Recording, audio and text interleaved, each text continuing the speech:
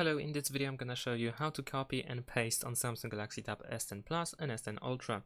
So for example, if I open Notes, I can press and hold my finger on the text that I want to copy. You will highlight the whole phrase. You can also move by using these droplets. So you can move to the left and to the right in order to select the range, the text that you want to actually copy. And then you have copy. If you want to, you can also select all if needed. So you can just select only one part and then select everything. But if you want to, you can just simply press copy over here. We have now copied to clipboard.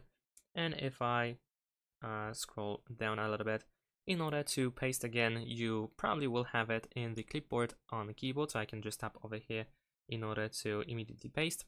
However, if you don't have that, then you can once again press and hold the finger on the space and then press paste. And there we go. Now, if you are using the pen, then what you need to do is pretty much make sure that the keyboard is actually selected over here. It doesn't have to be opened, but it needs to be selected, and you have to do pretty much the same thing. So you can press and hold on the phrase, press copy, and then of course once again, let's scroll down. You can either use keyboard or press and hold on the empty space in order to paste. There we go.